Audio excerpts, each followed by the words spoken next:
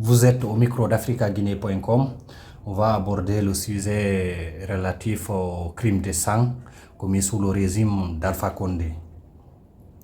Première question, demain 21 mai 2024, il fera 2 ans jour pour jour depuis que l'ancien président Alpha Condé a quitté la Guinée pour la Turquie, sur autorisation officielle du CNRD pour des soins. Comment comprenez-vous son absence prolongée au pays alors qu'il y a plusieurs plaintes contre lui devant les tribunaux? Bon, vous savez, ça s'explique d'une manière très simple, c'est qu'il ne veut pas faire face à la justice pour répondre de ses actes. Il a été à la tête de la Guinée pendant une période de plus de 11 ans. Un leader qui veut justement assumer sa responsabilité doit répondre de ses actes. Même si on ne l'avait pas sollicité, même si on ne l'avait pas demandé, dès lors que c'est lui qui était à la tête de la Guinée. Et c'est pendant cette période qu'il y a eu des centaines de jeunes Guinéens qui ont été assassinés. Il y a eu des milliers qui ont perdu leurs biens. Il y a eu des centaines qui ont été blessés. Il devrait, dans les conditions normales, venir s'expliquer afin de dégager sa responsabilité. Mais comme on le dit assez souvent, c'est là justement qui sont coupables, ils préfèrent fuir pour se soustraire à la justice. Mais qu'on le veuille ou non, ça prendra le temps que ça prendra, mais dans ce dossier, nous mènerons le combat jusqu'à ce qu'on obtienne des décisions de justice par rapport à tous ceux qui sont impliqués au niveau des violations des droits fondamentaux des citoyens guinéens pendant la période du régime de M. Alpha Condé. Ok, vous avez engagé des procédures pour mettre la lumière sur les crimes commis sous ce régime. À date, où se situent les enquêtes? Les enquêtes continuent. Vous savez, ce ne sont pas en fait comme dans une procédure ordinaire. C'est vrai, nous voulons que l'enquête préliminaire se déroule avec une certaine célérité, puisqu'il y a un certain nombre de victimes qui sont décidées. Les ayants droit sont décidés, ou bien ils sont dans une situation dramatique. On aurait souhaité avoir un procès avant que ces victimes-là ne meurent de leur belle mort.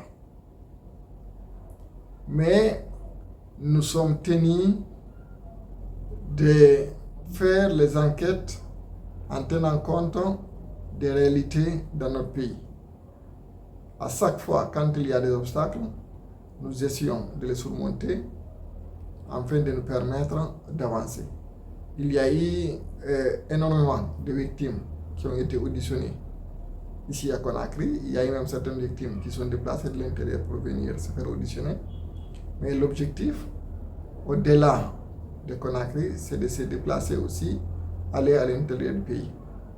Parce que comme vous le savez, ce n'est pas juste au niveau de la région de Conakry qu'il y a eu énormément de victimes d'assassinats, de pillages, de coups et blessures pendant le régime de M. Alpha Condé. On se rappelle encore des massacres qu'il y a eu à Zogota, à Zérekore, à Womé, à Labé, à Cancan, à Sigiri, à Bouquet. Et comme c'est une procédure unique, il faudrait que le travail soit fait avec une certaine diligence, mais aussi avec le sérieux qu'il faut pour éviter que par la suite, qu'il y ait quiconque qui puisse s'élever et critiquer ou d'une certaine manière mettre en cause l'enquête qui aura été faite. Même si c'est vrai, nous savons, certaines personnes vont essayer de le faire, mais notre objectif, c'est que la procédure se déroule selon les règles de l'art. Ok. Combien de victimes ont-elles été entendues? Bon, je ne peux pas vous donner un nombre exact. Comme vous savez, l'enquête préliminaire et tout ça, c'est secret. Nous ne pouvons pas divulguer certaines informations au cours de la procédure. La seule chose que je peux vous dire, qu'il y a eu des centaines et des centaines de victimes qui ont été auditionnées à ce stade. Ok. Est-ce qu'il y a eu encore des anciens dignitaires de ce régime qui ont été auditionnés? Si oui, lesquels? Bon, là aussi, effectivement, il y a eu certains nombres d'entre eux qui ont été auditionnés, notamment ceux qui sont sur la liste qui avait été établie par le FNDC, parce que ça, c'est une information qui est publique. Ça a été diffusé d'une manière assez large au niveau du public. Donc, les personnes concernées ont été auditionnées, mais au-delà de ces personnes, il y aura l'audition d'autres personnes qui pourraient éventuellement avoir des informations qui pourraient intéresser les officiers enquêteurs. Est-ce que vous pouvez revenir sur cette liste?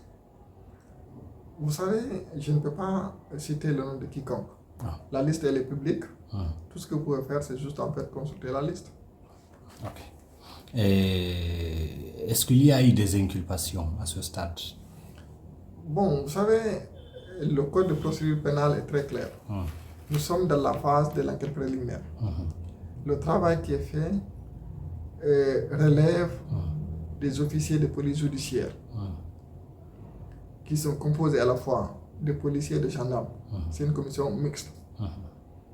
Et des officiers de police judiciaire reconnus pour leurs compétences, qui ont travaillé, certains d'entre eux ont travaillé pour les Nations Unies. Donc, il n'y a absolument rien à dire par rapport au professionnalisme de ces officiers. C'est à l'issue de l'enquête préliminaire que les officiers de police judiciaire pourront transférer les éléments de preuve qu'ils auront recueillis pendant cette phase au niveau du tribunal de première instance de Dixine. À charge maintenant au procureur de la République de saisir un juge d'instruction pour ouvrir une information judiciaire. C'est à ce stade-là qu'on pourra parler d'inculpation. Mais à ce stade, ce sont les personnes mises en cause qui sont entendues. Il faudra attendre que le dossier soit dans un cabinet d'instruction pour parler d'inculpation. Ok.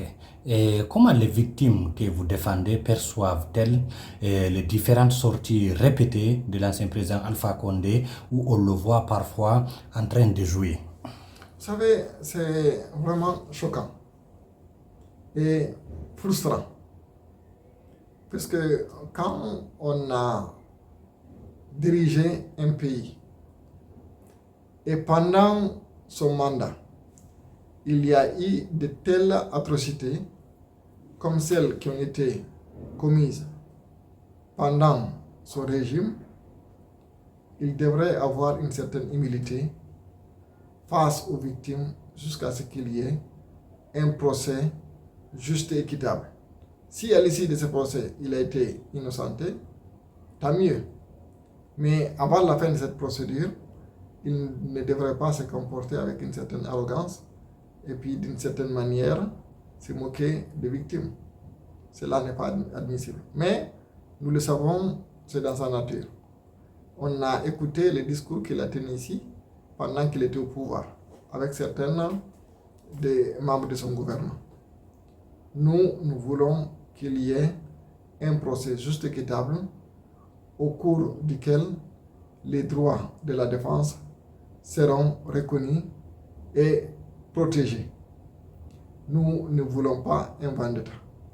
La seule chose que nous souhaitons, c'est justice. Et quand on dit justice, c'est le respect des dispositions légales qui sont en vigueur dans notre pays. Et qu'au bout du compte, que ce soit la vérité qui puisse triompher. Ok. Et vu son absence prolongée au pays, souhaitez-vous l'envoi d'une commission rogatoire en Turquie pour l'entendre? Vous savez, une fois que le dossier va arriver au niveau d'un cabinet d'instruction, ça sera en fait au magistrat instructeur qui décidera de cette question.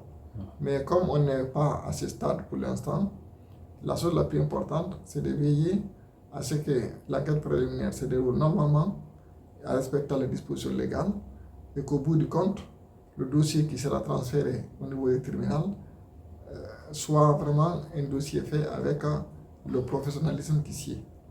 Okay. Quelles sont vos attentes au terme de ces différentes procédures? Bon, vous savez, nous ne faisons pas d'illusions, c'est un combat. Et quand vous avez eu un tel président avec un tel gouvernement qui sont enrichis énormément, qui disposent des moyens illimités, avec des réseaux à travers tout le pays, c'est pas une petite affaire. Il faudra beaucoup d'efforts pour arriver à faire organiser un procès juste équitable. Mais on a vu par rapport au procès du 28 septembre, il a fallu beaucoup d'années, mais finalement on a pu avoir un procès. Et de la même manière, aussi longtemps que nous serons en vie, en bonne santé, nous mènerons ce combat jusqu'au bout, Inch'Allah. Nous arrivons au terme de cet entretien. Et un mot de la fin. Tout ce que nous disons et nous demandons au niveau des victimes et parents des victimes, c'est de ne pas se décourager. C'est un combat de titans qui nécessitera beaucoup de temps, beaucoup d'efforts, mais au bout du compte, nous allons y arriver puisque nous cherchons la vérité. Et comme on le dit assez souvent, la vérité finit toujours par triompher. Merci. Merci à vous aussi.